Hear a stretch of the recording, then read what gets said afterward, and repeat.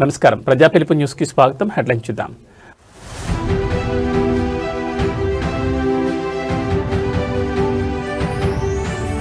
AP assembly సమావేశాలు ప్రారంభం. వైద్య సౌకర్యాలపై చర్చ.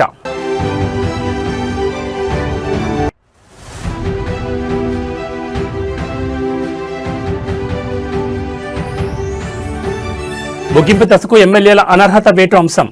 నేడు స్పీకర్ ముందుకు దానం నాగేందర్ కేసు.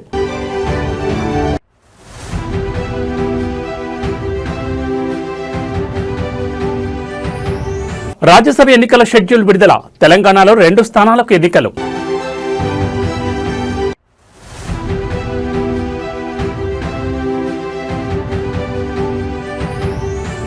ఈ నెల 23న కేబినెట్ భేటీ. అసెంబ్లీ బడ్జెట్ సమావేశాల నిర్వహణపై చర్చ.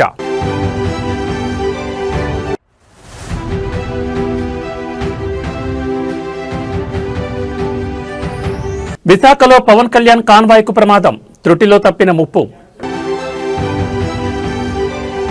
ఇక వివరాలు చూస్తే ఆంధ్రప్రదేశ్ అసెంబ్లీ బడ్జెట్ సమావేశాలు కొనసాగుతున్నాయి. 5వ రోజు అంటే ఈ రోజు సభ ప్రారంభమైంది. ప్రశ్నోత్తరాలతో సభా కార్యకలాపాలను స్పీకర్ సిహెచ్ అయ్యన్న పాత్రుడు ప్రారంభించారు.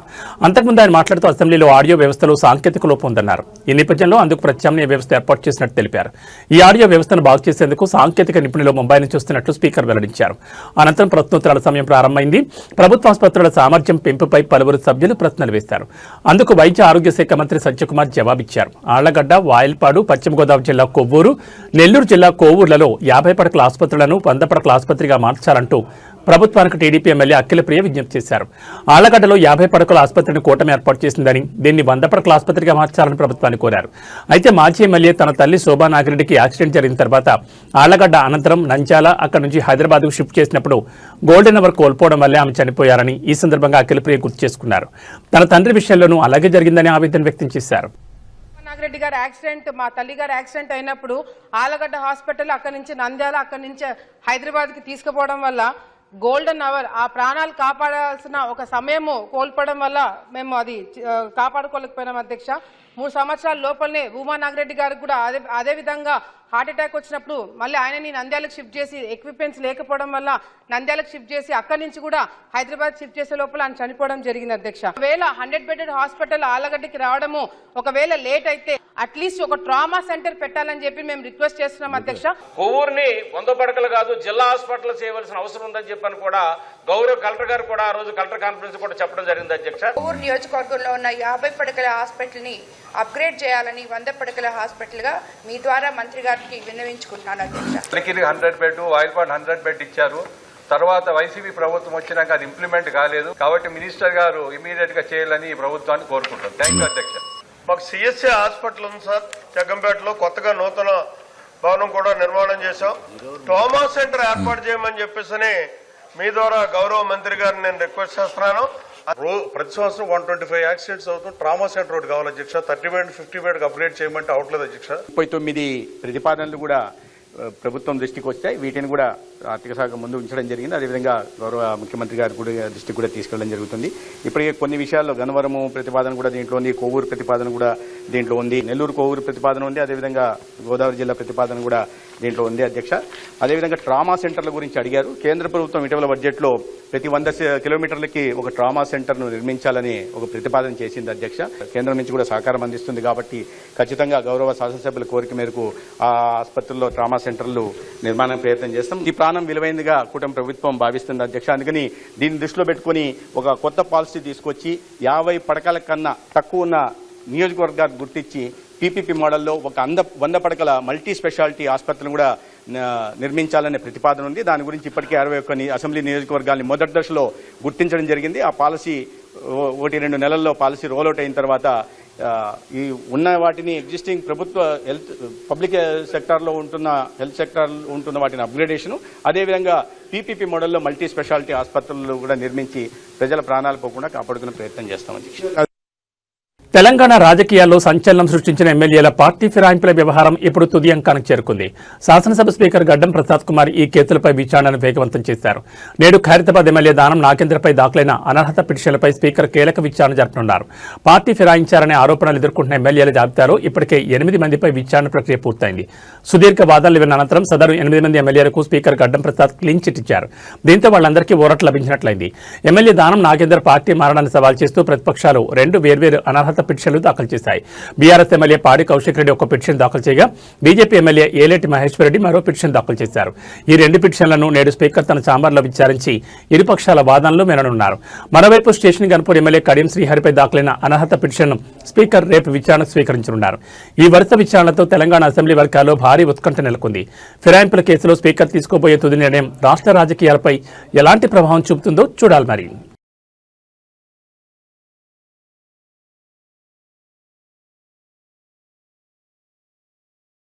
ఢిల్లీ మీటింగ్ ఇప్పుడు రాష్ట్ర మంత్రుల్లో హాట్ టాపిక్ గా మారింది. ఈ నెల 19న ఏఐసీసీ నేతలు, సీఎం, పీసీసీ చీఫ్తో పాటు మంత్రులతో ఢిల్లీలో సమావేశం కానున్నారు.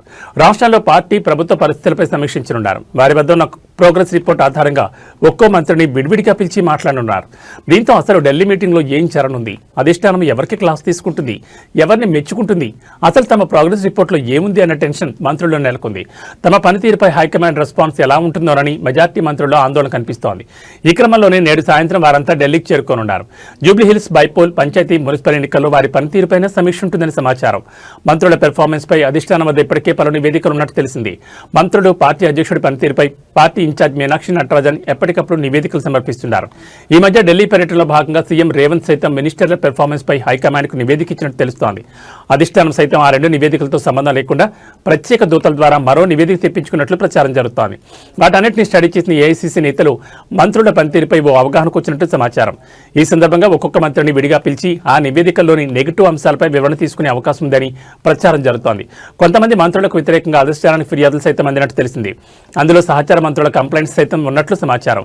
వీటన్నింటిపై అధిష్టానం వివరణ తీసుకునే ఛాన్స్ ఉంటుందనే చర్చ పార్టీ వర్గాల్లో జరుగుతోంది.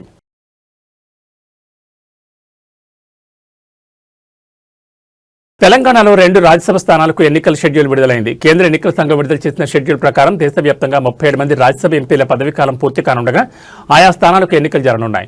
ఈ ఎన్నికలకు ఫిబ్రవరి 26న నోటిఫికేషన్ రానుంది. మార్చి 5వ తేదీ వరకు నామినేషన్ల స్వీకరణ, 6న స్క్రూటినీ, మార్చి 9వ తేదీ వరకు నామినేషన్ల విత్డ్రా జరగనున్నాయి. మార్చి 16న ఉదయం 9 గంటల నుంచి 4 గంటల వరకు పోలింగ్ జరగనుండగా అదే రోజు సాయంత్రం 5 గంటల నుంచి ఓట్ల లెక్కింపు ప్రారంభమవుతుంది.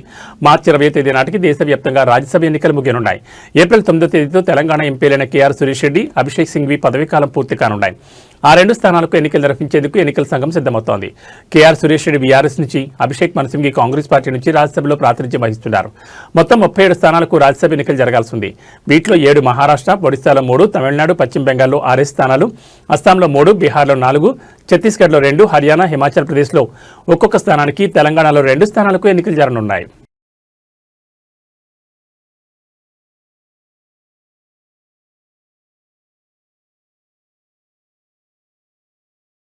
తెలంగాణ రాష్ట్ర ప్రభుత్వం ప్రతిష్టాత్మకంగా భావిస్తున్న 2026-27 వార్షిక బడ్జెట్ రూపకల్పన ప్రక్రియ చివరి దశకు చేరుకుంది.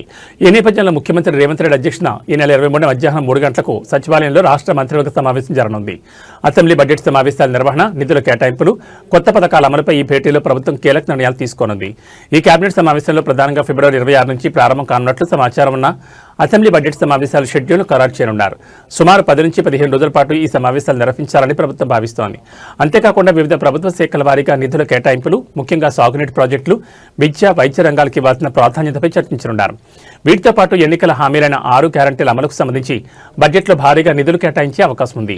మహాలక్ష్మి, ఇందిరమ్మ ఇళ్లు, గృహజ్యోతి వంటి పథకాలకు అవసరమైన ఆర్థిక వెసులుబాటుపై కేబినెట్ తుది నిర్ణయం తీసుకోనుంది.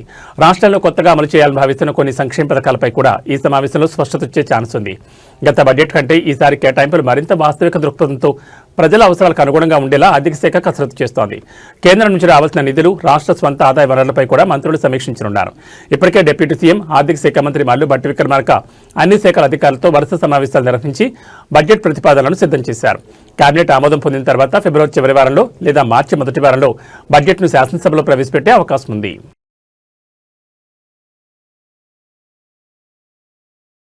సిటీ ఆఫ్ డెస్టినీ విశాఖపట్నం అంతర్జాతీయ నౌకాదళ సమీక్షతో దగదగలాడుతోంది. భారత నావికాదళ చరిత్రలో నిలిచిపోయేలా బుధవారం ఉదయం విశాఖ సాగర్ తీరంలో ఐఎఫ్ఆర్ 2026 వేడుకలు అత్యంత వైభవంగా నిర్వహించబడ్డాయి.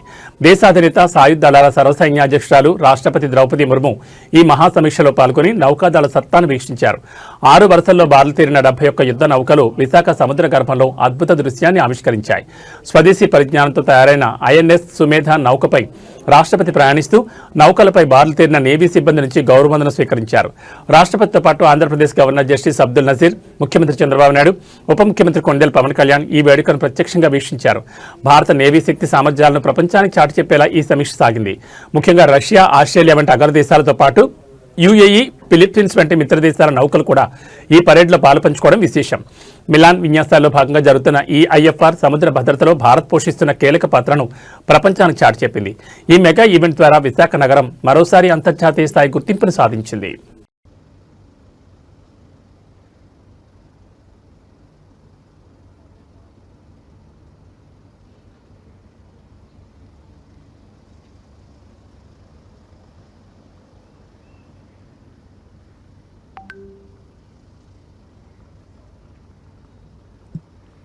Ladies and gentlemen, you are requested to rise for the national song and national anthem. देवियों और सज्जनों, आपसे अनुरोध है कि राष्ट्रीय गीत और राष्ट्रगान के सम्मान में अपने अपने स्थान पर खड़े हो जाएं।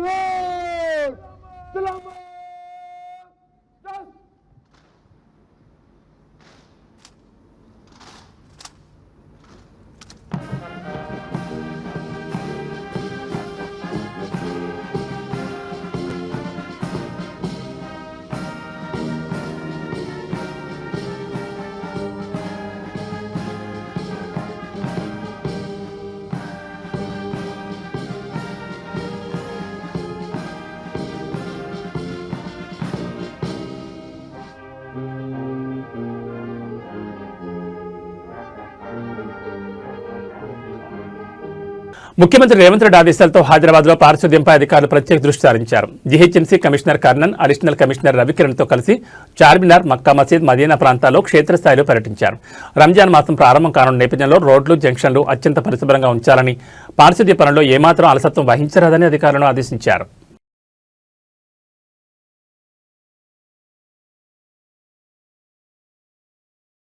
మంచిర్యాల జిల్లా కేతనపల్లిలో హైటెన్షన్ వాతావరణం నెలకొంది. స్థానిక బీఆర్ఎస్ నేత మాజీ ఎమ్మెల్యే బాలకసుమన్ నివాసం వద్ద భారీగా పోలీసులు మోహరించారు. బాలకసుమన్ అరెస్ట్ చేస్తారన్న సమాచారం నేపథ్యంలో ఆయన నివాసానికి వందల సంఖ్యలో కార్యకర్తలు చేరుకున్నారు.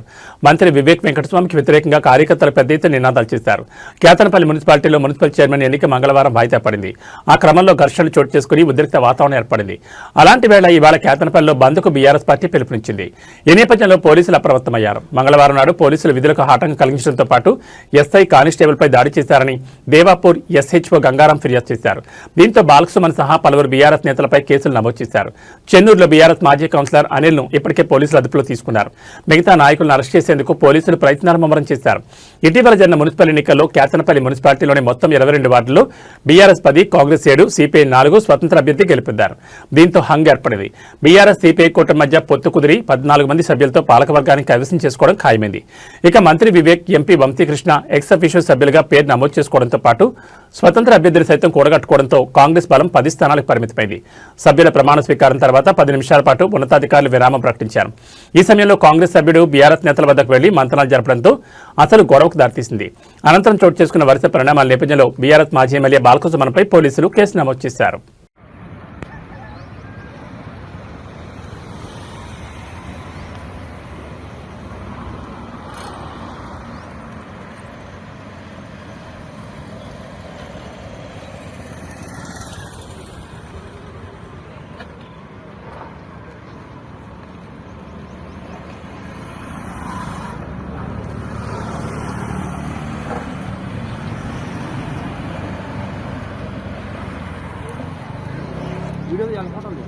వీడియో ఫోటో రెండు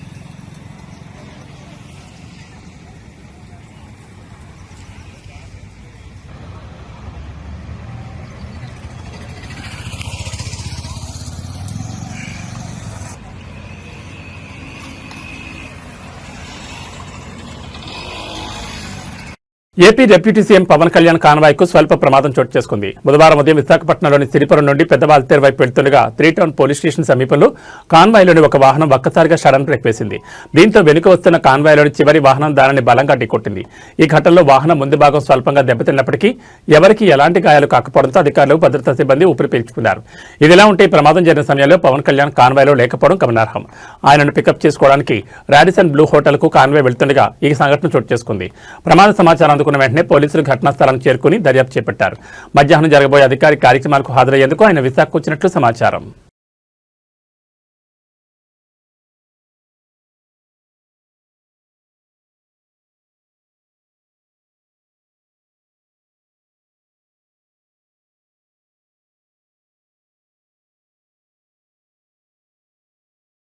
విద్యార్థి నాయకుల కిడ్నాప్ కేసులో ప్రముఖ సినీ నటుడు మోహన్ బాబు యూనివర్సిటీ ఛాన్సలర్ మంచు మోహన్ బాబుకు ఆంధ్రప్రదేశ్ హైకోర్టులో చుక్కెదిరింది.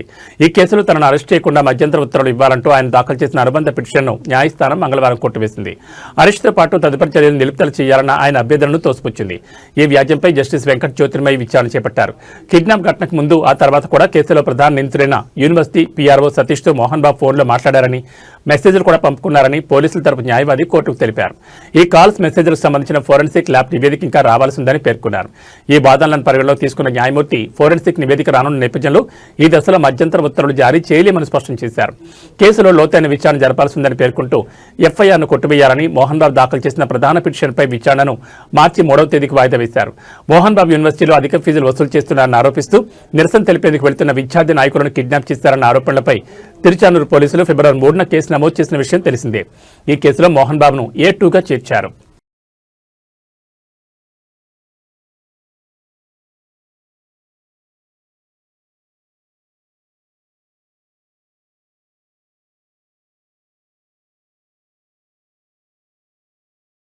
భూ వివాదానికి సంబంధించిన కేసులో న్యాయస్థానం ఆదేశాలను ఉద్దేశపూర్వకంగా ఉల్లంఘించారనే ఆరోపణలపై మెదక్ జిల్లా కలెక్టర్ రాహుల్ రాజ్కు తెలంగాణ హైకోర్టు భారీ షాక్ ఇచ్చింది.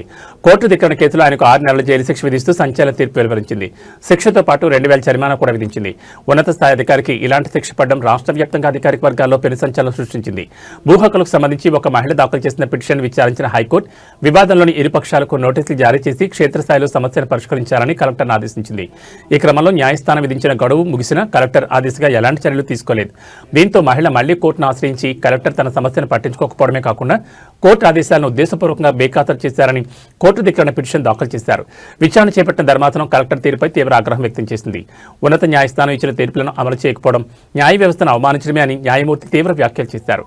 అయితే ఈ తీర్పుపై collector Rahul Raj high court division బెంచ్లో అప్పీల్ చేసే అవకాశం ఉంది.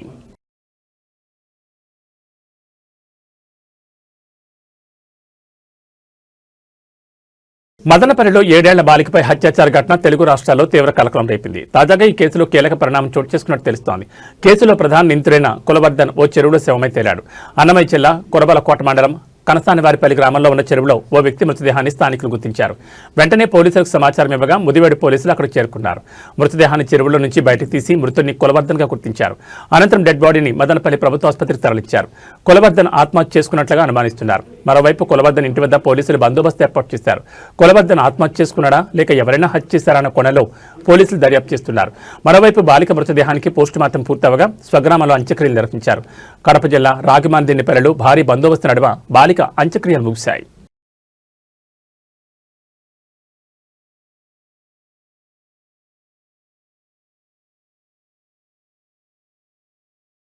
యాదాద్రి భువనగిరి జిల్లా యాదగిరిగుట్టలోని శ్రీ లక్ష్మీ నరసింహస్వామి ఆలయంలో బ్రహ్మోత్సవాలు వైభవంగా ప్రారంభమయ్యాయి. వేద మంత్రాలు మంగళ వాయిద్యాలతో ఆలయంలో ఆధ్యాత్మిక సందడి నెలకొంది.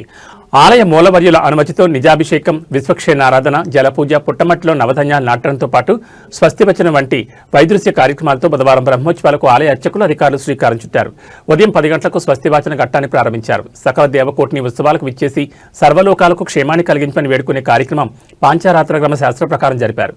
తొలి పూజల్లో కలెక్టర్ హనుమంతరావు, ఆలయ అనువంశిక ధర్మకర్త భాస్కరాయని నరసింహమూర్తి, ఈవో భవానీ శంకర్, టీఈఓ భాస్కర్ శర్మ, ప్రధాన అర్చకులు కాండూరి వెంకటాచార్యులు, ఆలయ అధికారులు, అర్చకులు పాల్గొన్నారు. లక్ష్మీ నరసింహస్వామి వార్షిక బ్రహ్మోత్సవాలు బుధవారం నుంచి ఈ నెల 28 వరకు జరగనున్నాయి. 24న స్వామివారి ఎదుర్కోలు, 25న తిరు కళ్యాణం, 28న అష్టోత్తర శతఘటాభిషేకం నిర్వహించి ఉత్సవాలకు ముగింపు పలుకునున్నారు.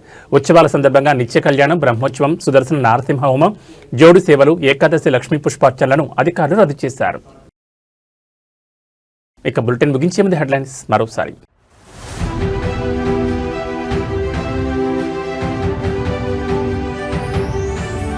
ఏపీ అసెంబ్లీ సమావేశాలు ప్రారంభం, వైద్య సౌకర్యాలపై చర్చ.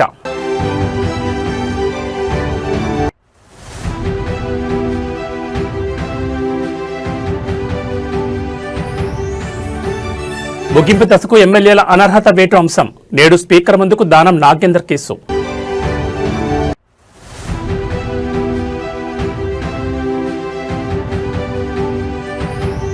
రాజ్యసభ ఎన్నికల షెడ్యూల్ విడుదల, తెలంగాణలో 2 స్థానాలకు ఎన్నికలు.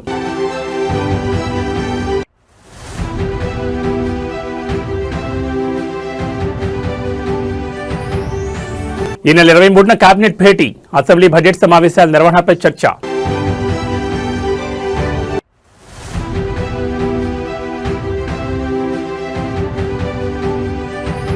విశాఖలో పవన్ కళ్యాణ్ కాన్వాయ్కు ప్రమాదం, త్రుటిలో తప్పిన ముప్పు. ఇవి బులెటిన్ విశేషాలు. నమస్కారం.